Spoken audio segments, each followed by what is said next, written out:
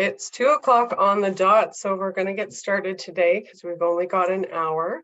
So I'm just going to go through a few kind of housekeeping notes as we get going. But welcome to the question and answer for the local community services recovery funds. We're happy to see a lot of local organizations and groups on the call today. So first, I'm going to start with our land acknowledgement. I'm Megan Partridge. I want to acknowledge the traditional territory of the Mississaugas of the Credit First Nation, Anishinaabe, Haudenosaunee, the Iroquois, the Ojibwe, Chippewa, and the Adirondack neutral peoples, where I am here today. I acknowledge the long history of the original people who steward the place where I'm currently standing. Together, they have administered the land that today is the place of Huron and Perth counties. We want to show respect, recognition, and commitment to the path of ongoing reconciliation. We appreciate the rights, respect, cooperation, collaboration, and partnership to aid the present and future generations of Indigenous people in an inclusive and vibrant community for all. So at this time, I'd welcome all the attendees on the line to go to the chat box, introduce yourself, and recognize the traditional territories where you are standing today. We did want to note that this meeting is being recorded today for anyone who is unable to attend, and that's why we will be shutting off everyone else's videos momentarily. We will be using the chat box today for the question and answer period. We love your lovely voices, but we want to really make sure that we can get through as many great questions as we can. So we will have Will Wellington monitoring the chat box and reading things out for us as we go. You're going to get some more information on all of the funders on the call today. If you find that your question is specifically for one funder, if you want to put that along with your question, that will help us with who can answer that for you here today. And we want to recognize that we may not have all the answers here today. We are the local partners who are helping to give out these funds in our region, and we are learning some of the pieces as well.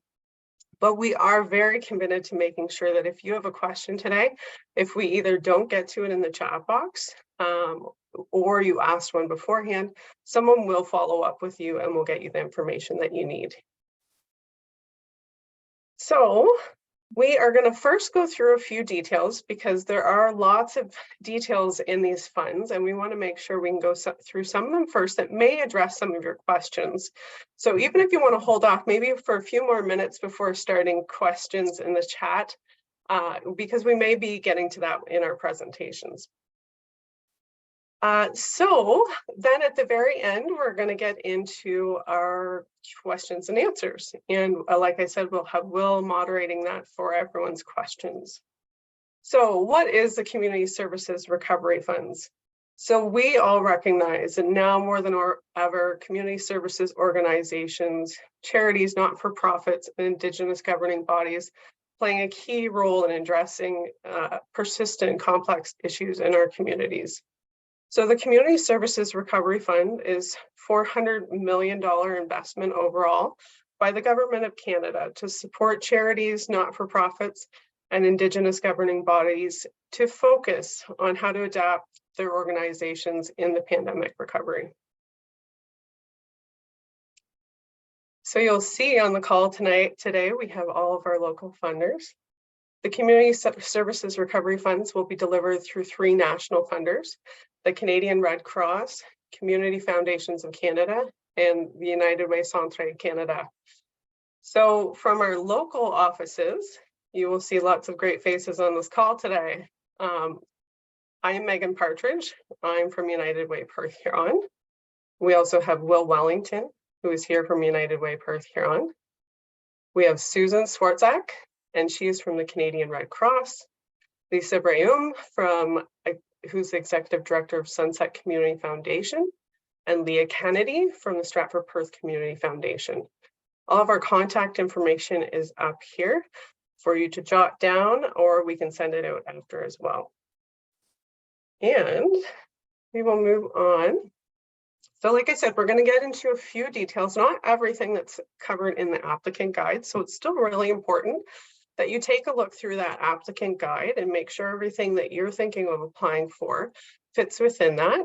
And take the how to apply questionnaire. It's really great at guiding you specifically to where you should be applying for funds. So projects under the Community Services Recovery Funds fall under one project focus area. Some projects may touch on a couple, but we want you to be thinking about the one that it should be most focused on best relates to the intention of your project, because you're only able to submit one application and you want to make sure that you're submitting that to the right funder. So to help you to make that decision, we're going to get into some more of the details, and Lisa is going to take it away. Thank you very much, Megan. So the project focus areas are 3: investing in people. Funding will support one-time projects that focus on how organizations recruit, retain, and engage and support their personnel, including staff, volunteers, and your board of directors. It also has a focus area in investing in systems and processes. So the funding will support one-time, again, projects that invest the systems and processes involved in creating the internal workings of an organization's overall structure. And the third focus is investing in program and service innovation and redesign. Funding will support one-time projects, primarily focused on programs and service innovation and redesign using information gained during the COVID-19 pandemic.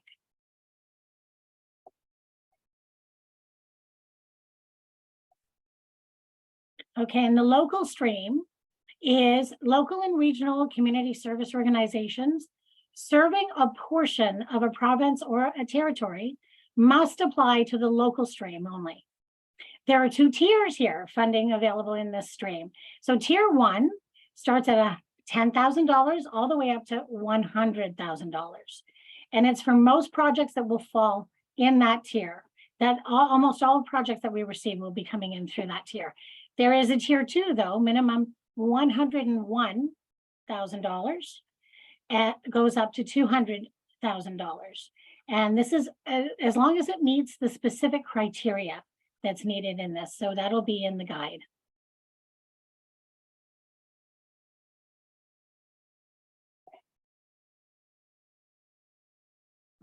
Thanks, Lisa. And thanks again, everyone, for joining us today. Happy Thursday. My name is Leah Kennedy, and as Megan mentioned, I'm here on behalf of the Stratford Perth Community Foundation. So one of the most common questions has been if an organization is eligible to apply. So I thought I would take a few minutes and refresh us all on the criteria. So who is eligible? Community service organizations, or CSOs, if you've been seeing that. There are 3 main categories, being nonprofits, Indigenous governing bodies, and registered charities or other qualified donees. Please note that unincorporated nonprofits are still eligible. However, they will be applying to the Red Cross regardless of their project focus area. Next is your CSO must be incorporated or established in Canada, or if you're unincorporated, have a principal registered address in Canada. Your organization must provide services to communities in Canada, be in good standing with the CRA, provincial registry, or whatever is applicable to your CSO. The organization must have a governance structure with at least 3 people that includes internal accountability measures. And lastly, on this slide, we see that there must be a bank account in the name of the organization with a financial management system.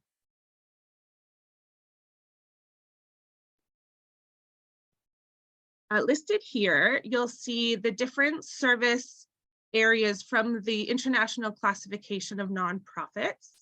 Your CSO must be working in one of these areas to be considered eligible. Finally, I'm going to jump into eligibility for expenses, but I wanted to reiterate again, all of this information is included in the applicant guide, along with many other really helpful facts. So for expenses to be deemed eligible, they need to be incurred between May 1st of this year to June 30th of next year, 2024. And these expenses must directly relate to the project you're applying for.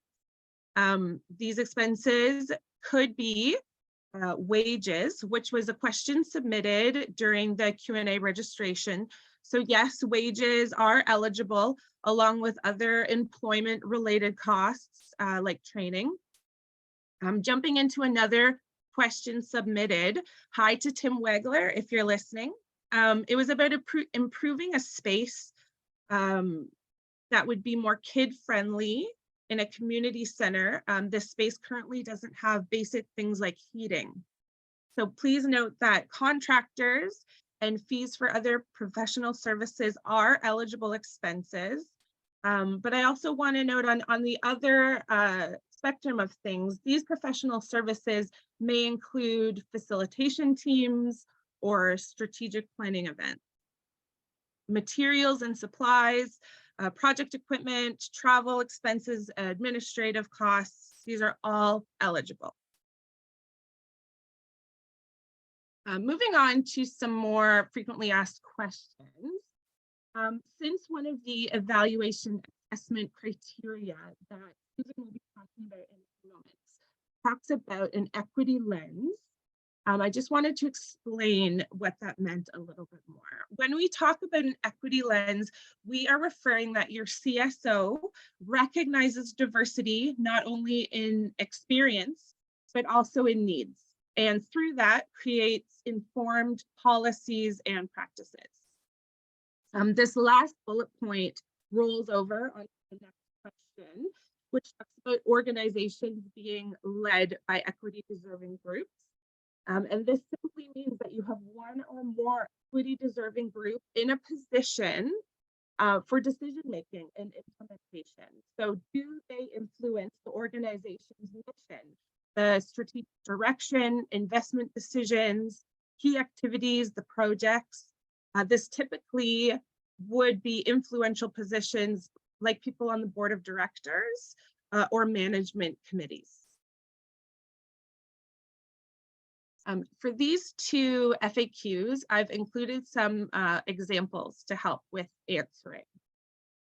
So if an organization applies for funding from Perth County, but the organization also encompasses Kitchener-Waterloo, can the funding be used outside of the funder's region? So the funders again are United Way, Red Cross, Community Foundation. So the short answer is yes. Applications are assessed based on your organization's postal code, but the project is not confined to that postal code. If your organization, for example, is applying for a new strategic plan development, you don't need to keep that plan in Perth County, and it doesn't have to be isolated to the staff and processes there. It can also be applied to Kitchener-Waterloo. And the last question here, can I apply for more than one project within the focus area? So this question is a really great one because I find that some organizations that I've been talking to are struggling to hit that $10,000 minimum. So no, only one application per organization. However, a project can have multiple stages, phases, facets that all stem from that one common goal. So if, for example, your organization is applying for recruitment and retention strategies, it doesn't have to just include new policies, but under that one project goal, you could incorporate improved hiring practices, standardized training, a new documented system of supports. So you can take your one project and you can really, really branch it out. I am now going to turn it over to Susan, and she is going to go over some application evaluation criteria. Hi, thanks, Leah. So, hi, everyone. As Megan mentioned, my name is Susan Swartzack, and I'm the Community Engagement Liaison from the Canadian Red Cross. And I'm specifically supporting the rollout of the Community Services Restructuring Fund across Ontario in collaboration with my colleagues from United Way and Community Foundation. As Leah mentioned, I'm going to provide you with an overview, a high-level overview of the assessment criteria that's being used by the three funders to evaluate the proposals, and also provide you with a bit of an overview of the Canadian Red Cross's role in administering the grant on behalf of the Government of Ontario. So in terms of the application evaluation, I first want to just note that, that folks are aware that all application forms that are eligible from eligible organizations will be received will be reviewed, and all applicants will receive notification of the outcome of those applications. And secondly, that unfortunately not all projects can be funded, and some may not be funded at the level that is requested. But in terms of the evaluation criteria that's being used by the three funders, the first one is that the proposal should show that the COVID-19 pandemic has influenced, affected, or shaped the operations of your community service organization. Secondly, that the proposed project is viable, meaning it can be implemented in the available time, which is between May 1st, 2023 and June 30th, 2024, within the available funding, and that the organization has the capacity to provide oversight of this project. And given that the unique focus of the CSFR grant is on building and strengthening the internal capacity of organizations, the project should also demonstrate how it will help your organization to adapt, modernize, or build resilience following the pandemic. And fourthly, that your organization does use an equity lens in its work. So again, would recommend and encourage folks to refer to the applicant guide, in particular page 1314, which goes over this criteria and also provides some of the definitions of key concepts like the one that equity lens that Leah referred to earlier. So in the next slide, in terms of as mentioned earlier, the Canadian Services Recovery Fund has the three project focus areas: investing in people, investing in system and processes, and investing in program and service innovation and design. The Canadian Red Cross is actually overseeing the funds to support those one-time projects that are focused on investing in people. And some examples of projects that may be included in investing in people would include human and volunteer resource structures and policies, recruitment and retention strategies, mental health supports for training and staff, initiatives that focus on diversity, equity, and inclusion, and really any other activity that help your staff, your volunteers, and or your boards modernize or adapt post the pandemic. In addition, I just want to flag that before we move on to the next project area of focus, that, as mentioned earlier, in addition to receiving applications from Investing People Stream, the Red Cross is also receiving the applications for all unincorporated organizations, as well as nationally focused projects, which I know is not the focus of today's webinar. The other thing that I wanted to emphasize is that the application process review at the Red Cross is slightly different than our colleagues at United Way and the Community Foundation, as the Red Cross has established a national granting team that will centrally receive and validate and review all of the eligible applications from sectors from all across the country. So this is slightly different than our colleagues there. So if you have any questions or require additional support regarding applications, please do feel free to contact the Red Cross at the emails or phone numbers that's provided at the end of the slide deck. And on that, thank you.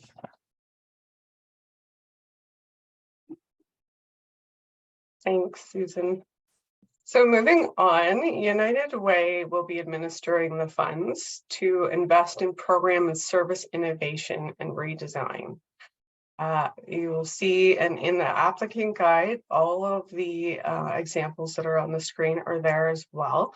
But this could include exploring the adaptation of a program or service with information gained during the pandemic, testing or piloting this program or service or new service delivery system that was redesigned during the COVID-19 pandemic, purchasing equipment or other program materials to facilitate the adaptation of program or service, again, with information gained through the pandemic, evaluating or analyzing and adapting program or service, and other activities that would help to modernize or adapt programs and services. So this is a tricky one because these funds are not intended for ongoing program and service delivery. So if you're delivering a regular service and you've unfortunately had lower fundraising efforts this year or whatever it would be, that would not be eligible for funding. This is not like normal funding where we are funding normal program delivery. This is really to push forward and through the pandemic and to strengthen organizations so that, we hope it never happens again, but if another emergency comes up, so that you're well positioned in the project program service to be able to offer it again. And there was a question beforehand, and thank you, I forget who it was from, but asking about when it refers to information gained through the COVID pandemic, do you need to have, formal research? No. But you need to be able to tell us how you know from COVID-19 and the pandemic that this was an additional need or you need to adapt to whatever you're proposing. So whether it be, you've realized that if you have to close doors or not meet people in person, how can you adapt a program to still be able to service your clients during that? But it doesn't have to be formal research and statistics and all of that. You are the service providers. You have the information. So being able to say, we realized that when we weren't open for in-person programming, that we had 50 clients that were without service for a whole year, and it impacted them by socially isolating them or whatever it may be. But you don't have to have specific research data on that.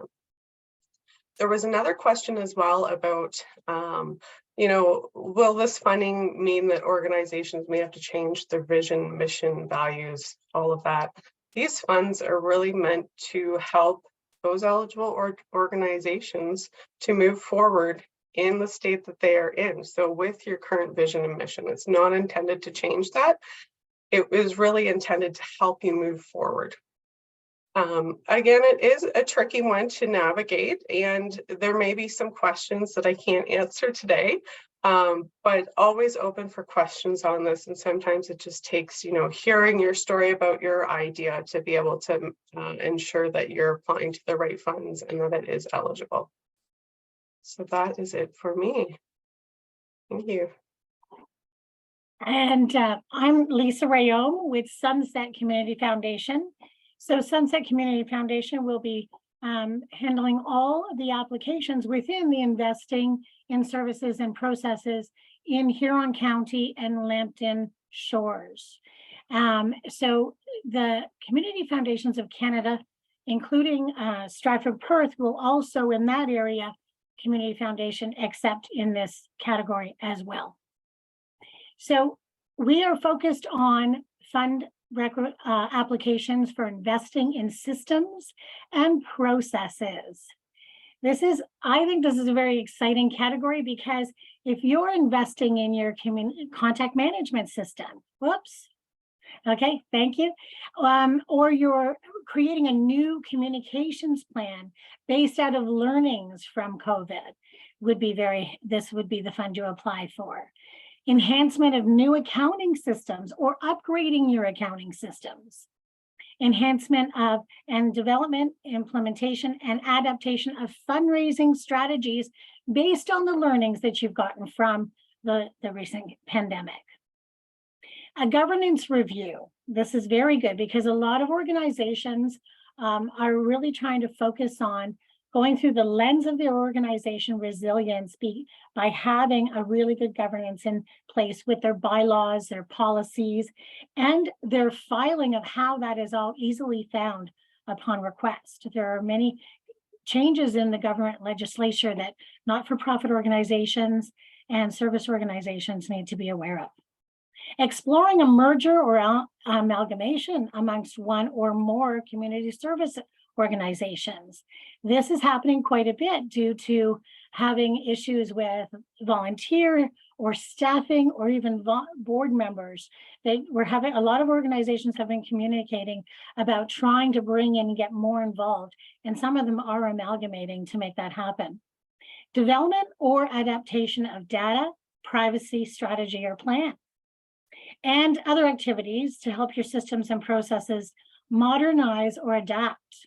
One of the questions that we've received is, can we use these funds to help the fact that 40% of our clients and our volunteers are at a point where they do not want to be interacting personally.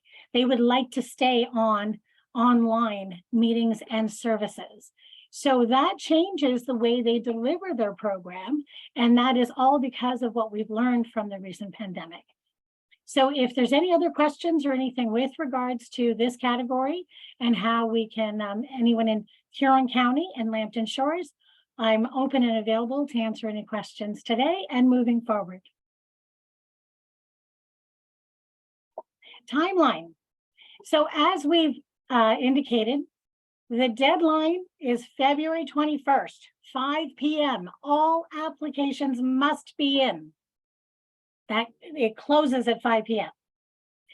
What's interesting is when we talk about it, it's been said 3 times already, so I'm just going to say it one more time. May 1st is the funded program projects begin. So if any of the activities or the expenses incurred happen before May 1st, it's not applicable. It has to be the project starting May 1st. And wrap up of that project must finish for June 30th of 2024. Okay.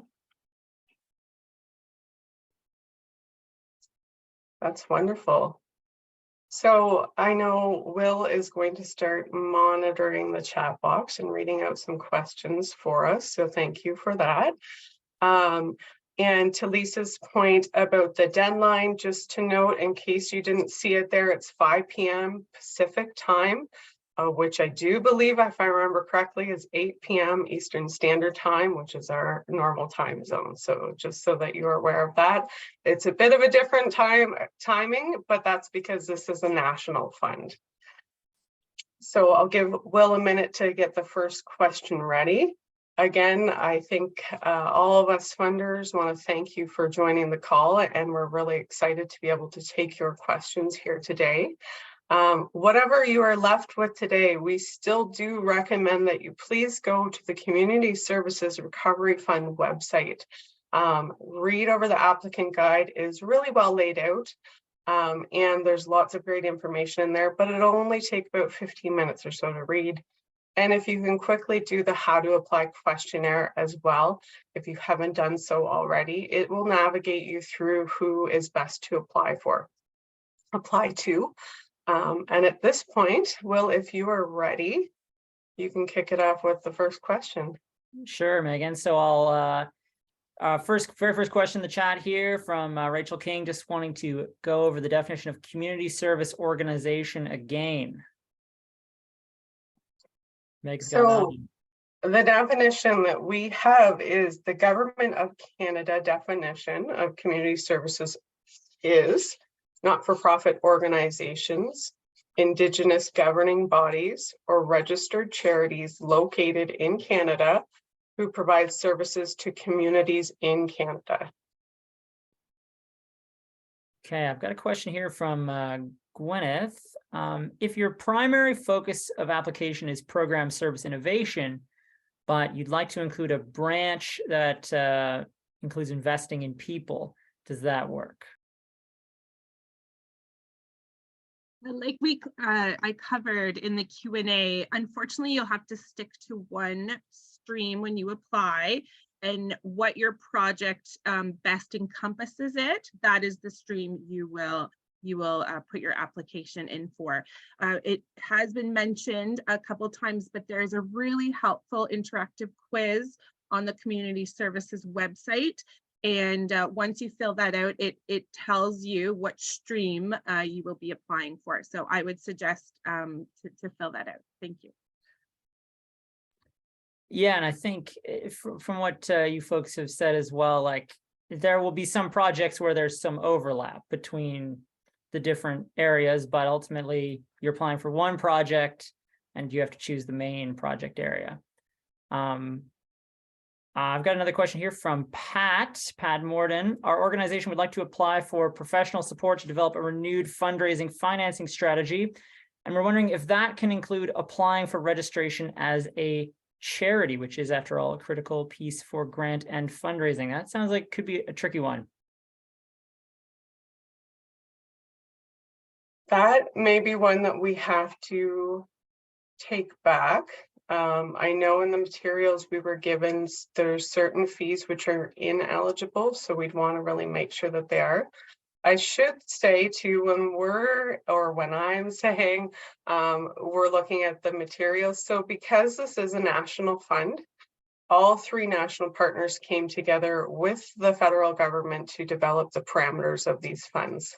So we didn't decide on the structure of the funds here locally, but we are here to answer the questions as we have the information, or to make sure that we get you the answers that you need. So just to clarify that when we say we're referring to other materials. But we will look into that, Pat, and we'll decide, and one of the panel members will follow up with you. What about this is from Janice. What about the redesigning of a user-friendly website for our Performing Arts Center, which we were not able to do during the pandemic? Yes, that would be covered under investing in systems and processes. It's also could be tied into your communication planning. So that would definitely fall within that category. Of course, we would need to know the organization you're representing and whether you're local or national. That would change where it's being funneled through, but that would be the category. Yeah, and I also think, you know, there's probably there'd be a need to link it more closely to the pandemic as well. So it's not just something that you would be doing normally. I've got a question here. If a gap in services was discovered during COVID, we want to pilot a program to serve this new group of clients. Would that fit within this grant?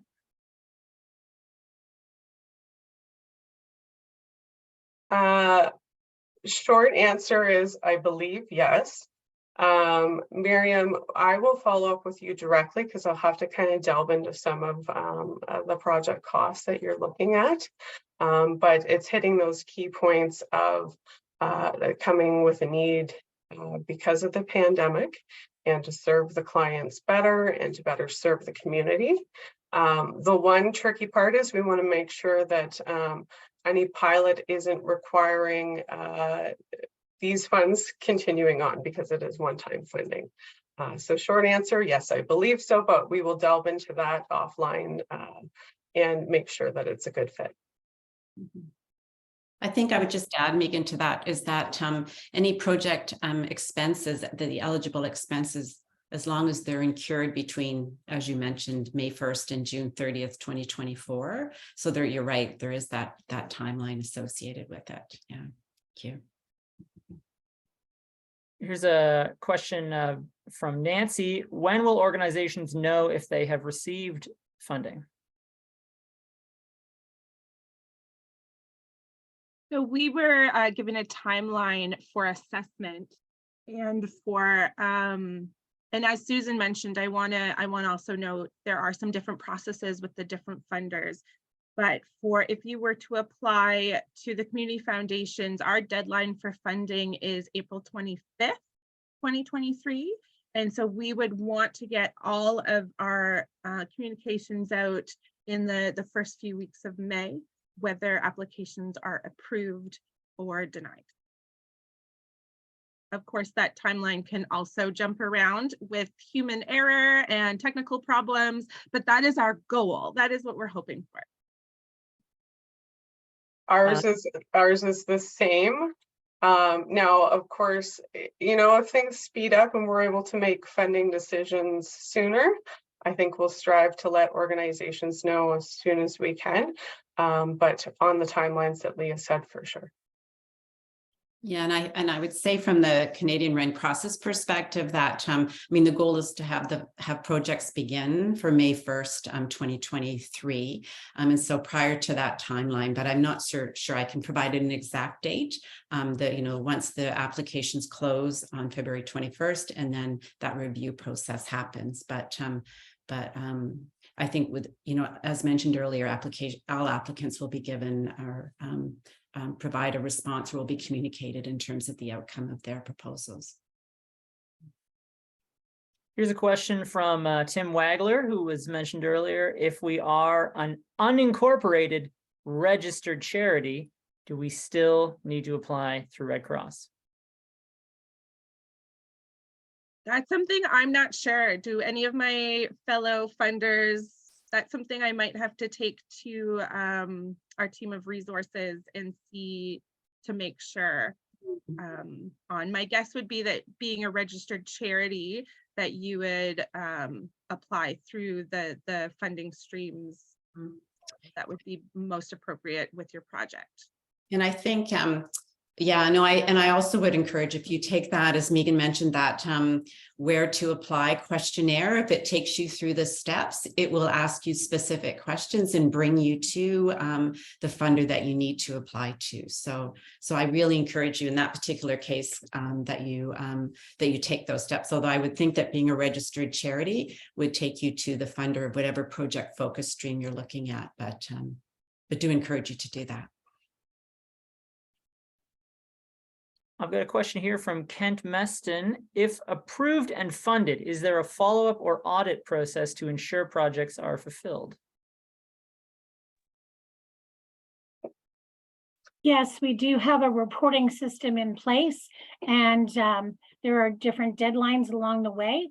There are final reports that are due by June 31st, 2024 as well, so that it comes along with the end of the funding timeline. And all of those details would be defined in funding agreements should you be approved.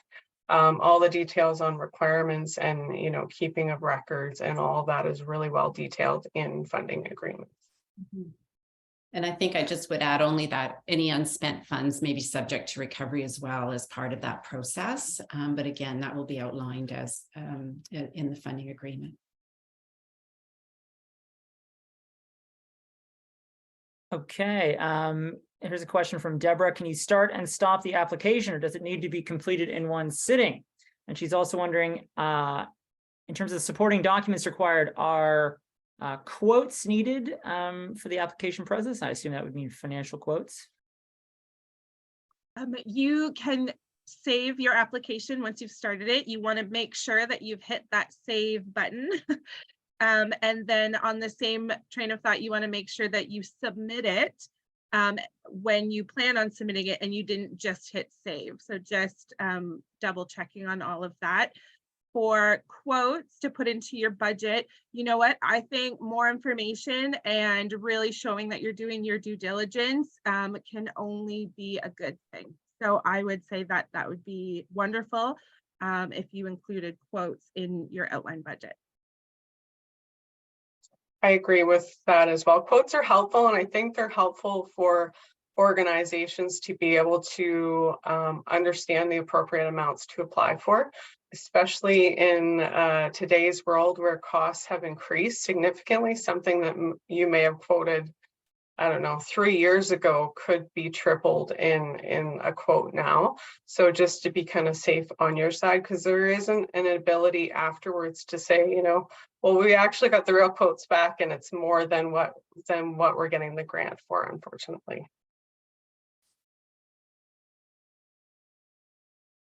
Okay, so next question here. Where can one access a downloadable printable application? We as funders all, I believe, have a fillable PDF version that can be shared out. So if you contact any of us, we can get that shared out. And perhaps if there's notes to send out after this to the attendees, we can include that with the package. Good, yeah, we can send everything out. Is there any guidance on how the deciding bodies will deal with geographic distribution of grants within their catchment area?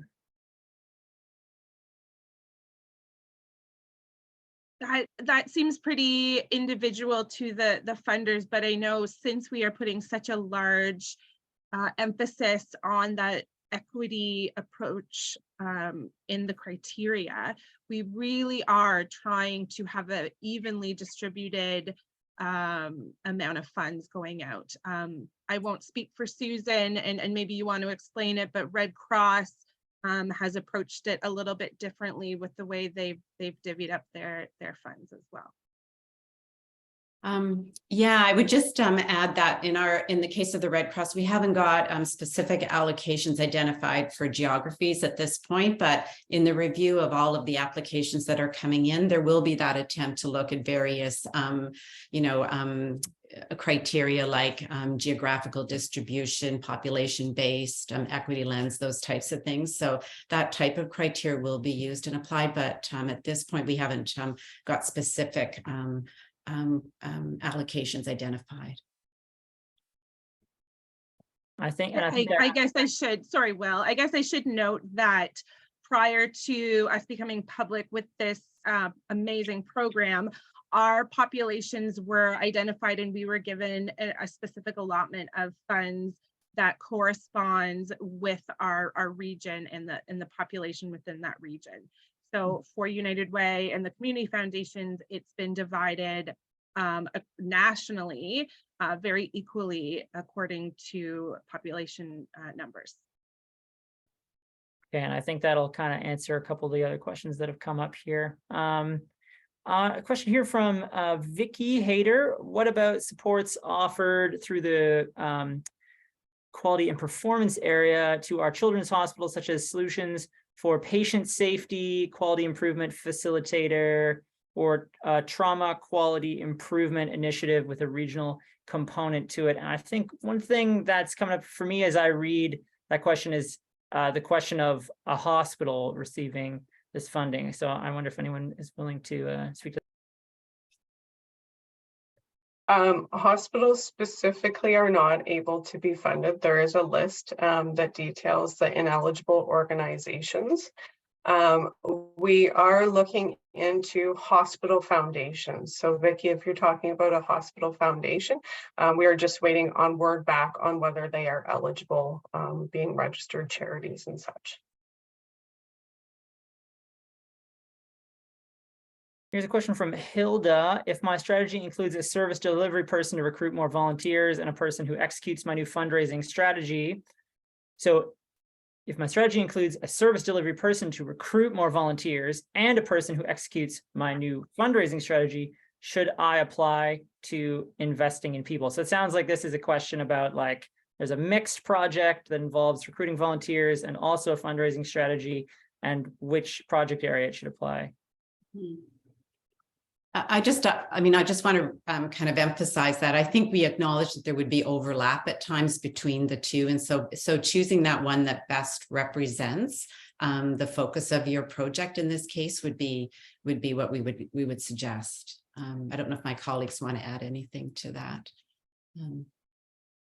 I just want to emphasize that, yes, when you're covering different categories like that, there is only one application being accepted from each community service organization. So that's important to make the decision based on, and I would say, where are the majority of the funds going that you're requesting? Are they going to the personnel that you're bringing in, or are they going for the delivery of recruitment for the volunteers and that sort of thing? So you have to really look at, we'd have to know more about how you're planning on spending the dollars and the percentages involved there before we could answer that question specifically. Yeah, and I think an important thing to note there is to, if there's a project like that where you're unsure about the focus, like reach out to us beforehand and talk it over with us before you start your application, because once you get into your application, it'll be, there's not 100% chance that we'll be able to redirect it if it's sent to the wrong place. See, we found, this is from Gail Jeffrey, we found that as a result of the pandemic that many potential volunteers and directors do not have access to a computer. Would this fund cover purchase of laptops and tablets that we could lend out to them? They could also be loaned out to people who would like to attend our webinars. That's an interesting project. Absolutely. So technology, materials, supplies, those are all completely eligible expenses. And this project sounds like, from that snapshot you wrote in, really does tie in with the COVID-19 pandemic and how you are pivoting to really, provide your services to the best of your ability, taking that into account. So absolutely. Got another question from Janice here, and this one might be a tricky one. Can we combine this grant with a grant already received before the pandemic from an unrelated funder? In our case, it was a grant from the United Church of Canada. So yes, however, again, it has to be for activities within the agreement timeline. So starting after May 1st of this year. But you can combine that. The other piece with that is it cannot be in duplication of what they are funding. So if they are saying that they are funding certain expenses, you would want to show that well in the financial statements, so that if it ever were to be audited for some reason, you could show that it wasn't duplicating the funding for a specific expense. And I just wanted to go to one question that I've seen and we saw beforehand.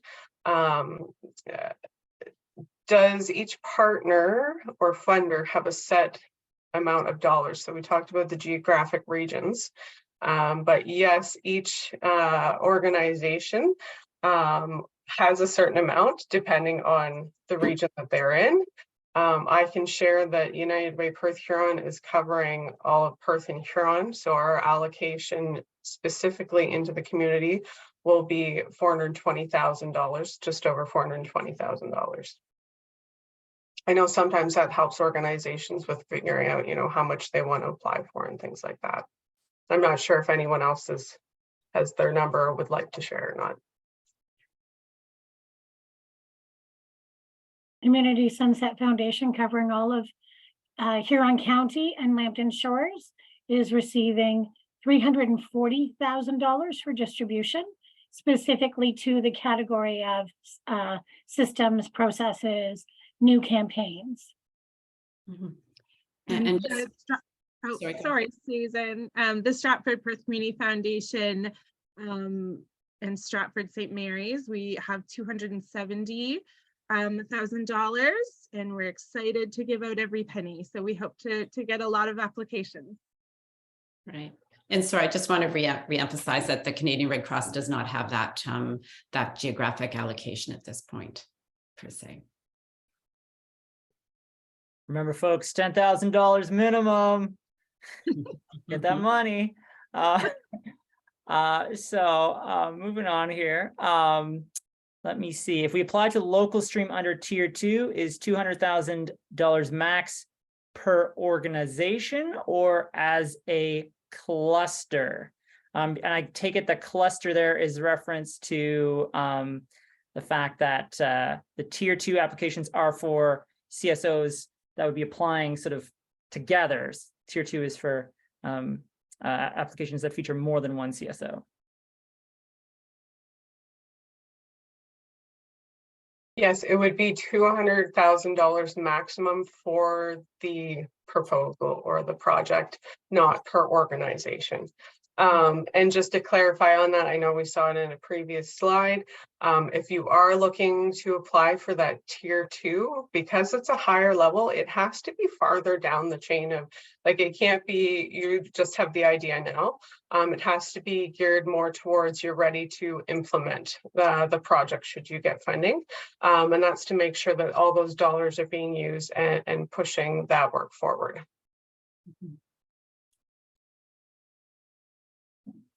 So here's a question. I'm wondering whether or not family health teams are eligible to apply. So hospitals and medical centers are ineligible. However, could you confirm? Thanks.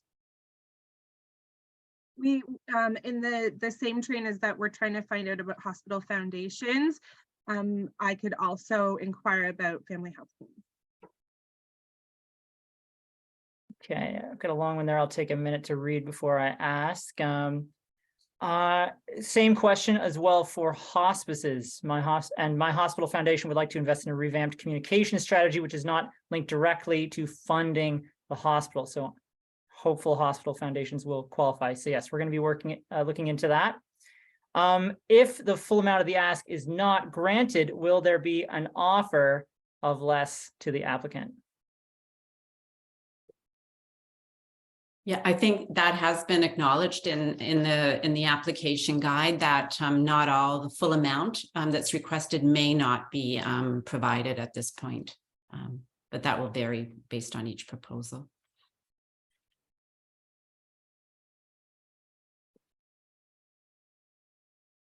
So this is another question and about overlap.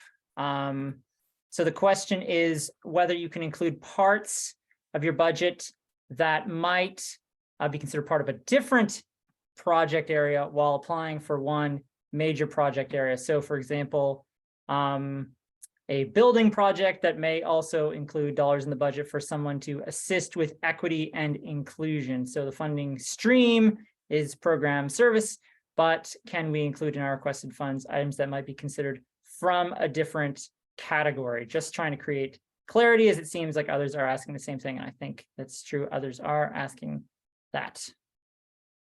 Yes. So, sorry, when we were saying that there may be some crossover, yes. So especially, you know, the people side of things, you often need people for a program. So there's an interesting kind of piece there. So yes, there may, if you are applying for the program innovation stream, you may be applying for some wages for staff, because we know that a project requires staff. So there's overlap in that way.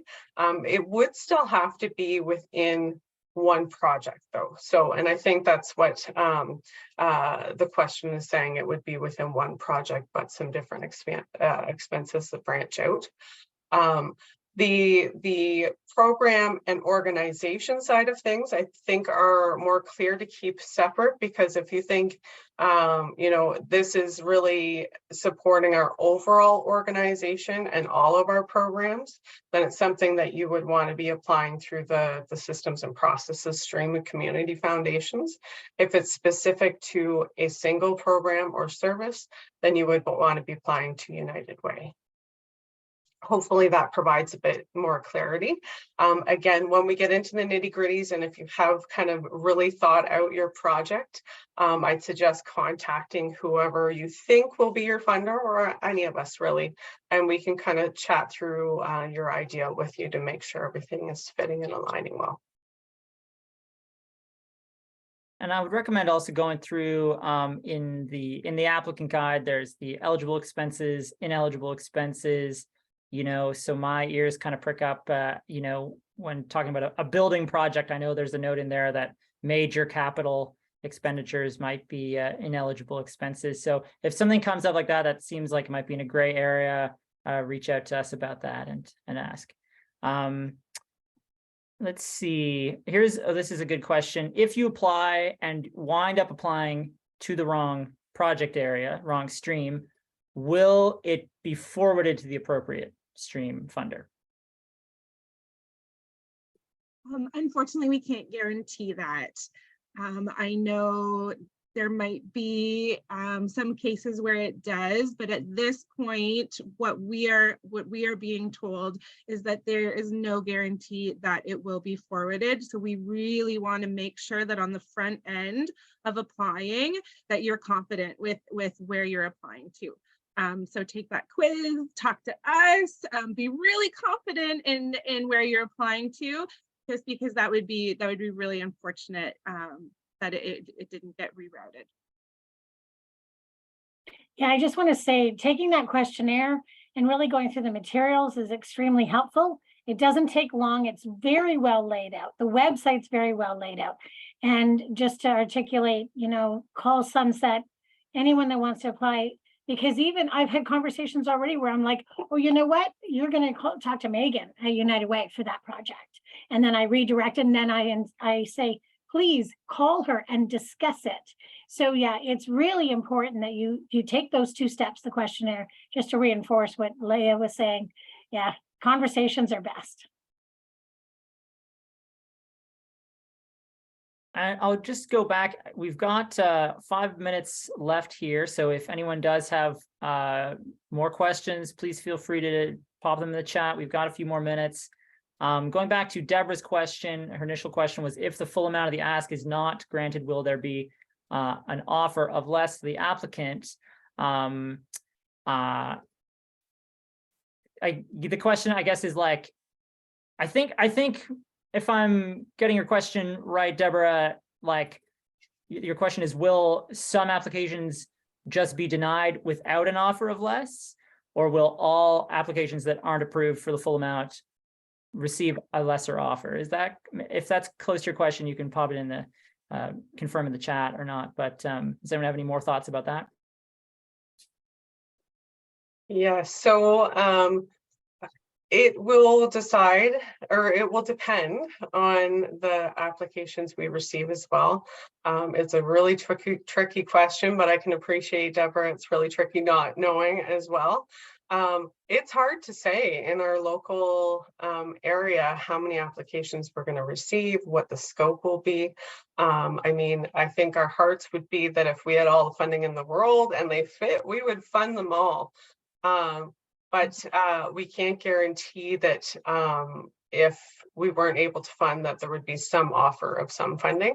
That would also require us going back in the process to get additional budgets and things like that. So again, having a conversation with the organization you think you'll apply to may be helpful as well in figuring out how much you will request.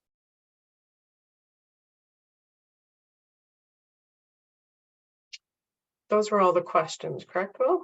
Yep, we've got, at this point, no more questions in the chat. If anyone has a last minute question, pop it in there. We're happy to answer it. We've got a couple minutes left on the call. Why don't we put up our contact information one more time so they know they can reach out? Mm-hmm. Perfect. Thank you, Leah, for putting that back up. So yes, please do reach out.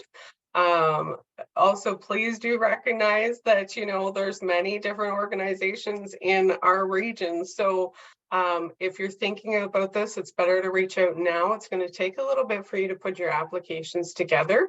And as funders, we can't commit on the deadline day to be able to answer all the questions and for you to be able to get your application in. So please do start thinking about this now. And if you're able to get into the portal, take a look through all of the requirements and the information you're going to need. I always say that for any funding, and I think other funders will say that as well, so that you know upfront what you have to collect from others. Again, we're here to support in the best way. You've got a fantastic team here to support you.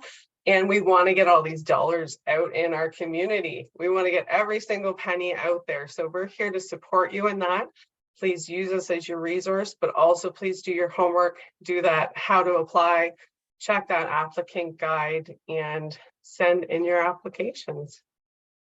The only thing I would add, Megan, is around timing of submission. If you can submit it prior to the 5 to 8 p.m. on the last day, just as courage, I have heard from other areas that other initiatives that there's been difficulty getting the applicants through if they're all competing at the same time. So if there's a way to send your applications in ahead of that dead time on the timeline on that day, just to ensure that they're all routed through.